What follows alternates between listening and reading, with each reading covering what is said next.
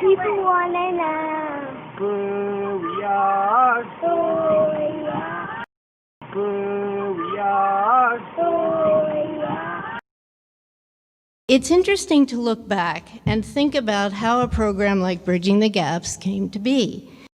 An idea was born, and it has been nurtured for 25 years by people from all walks of life, and through collaboration, through ensuring mutual benefit and relevance, we've all created a bonfire that now reaches throughout Philadelphia, across Pennsylvania, into New Jersey with an ever-expanding network. A bonfire committed to extending the efforts of organizations serving the most vulnerable among us, and a bonfire dedicated to creating effective health-related workforce for the future that understands the role of social justice in the attainment of health for all populations.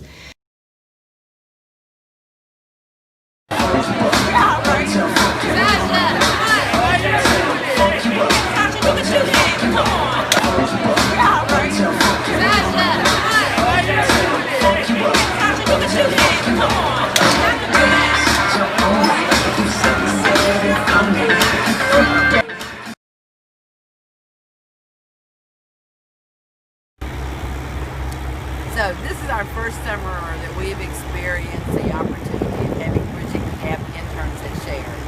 And we've had 5. We had one from Drexel, Temple Medical, UPenn, Jefferson, and Peacock. And they have all been amazing. It has been interesting to watch them develop as a group and the leadership role that each have taken when they did not know each other when they arrived. They have fit into the staff, to our environment, to our culture, and to the people that we serve. Bridging the Gaps is a great program where you get to meet the community but also become part of the community. I've also enjoyed learning from my fellow interns and interacting with my peers with different health professions. Happy anniversary to all of us, and needless to say, we can all take credit for reaching this goal. So I now teach community pediatrics up at Dartmouth. And I can tell you that this kind of work isn't just a nice thing. It's not just volunteerism. It is the future of healthcare. You guys are the future. I think that with the Affordable Care Act and population health and the pressures, the right pressures to think about what are the things that really matter, the experiences that you guys are having in the community and the posters that I saw today really are going to be the foundation of what we do next in health. So thank you for letting me see your posters. Thank you for letting me be a part of this.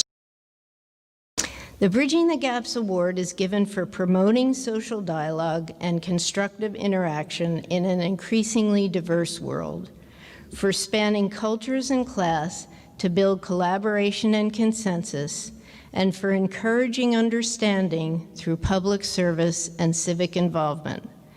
Bridging the Gaps honors Danny Glover today, not only because of his commitment to social justice, but also because he's a person who has leveraged his visibility and his advantage to address inequity in our society and throughout the world.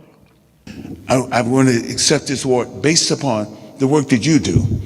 I get a chance to go around and somebody asks me, "What's you been doing, Danny, lately?" Well, I just came from this extraordinary experience with Bridging the Gap. Bridging the Gap, then I began to say, and how it recharged me. There's one thing to read about Bridging the Gap. It's one thing to try to imagine in your mind from what you're reading, what is happening, what people are doing, what they give service to as citizens. But when you come through the door and in that small auditorium and you see the 50 some odd programs that are built around community imagination, collective imagination, it's something spectacular in a sense. This moment, the relationships, the transformative relationships that are possible when you decide that something has to be done something will be done, and I'm going to stand up individually and collectively to do it, and that's what Bridging the Gap. My grandmother, when she saw the color purple, she came out of the theater hopping mad.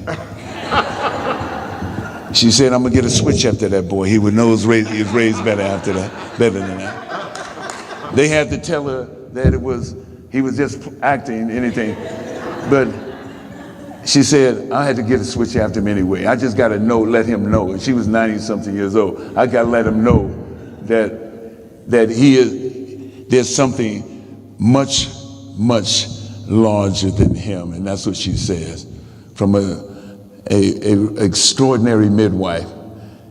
And every time I saw her till she was 99 years old, I had to bring a switch in. I couldn't bring a small one in. I had to bring a switch. She sent me back out there to get another big one. She'd be in a wheelchair, and she was going to hit me. She's going to touch me with that switch to remind me that when you know, you owe. When you know, you owe. Thank you very much.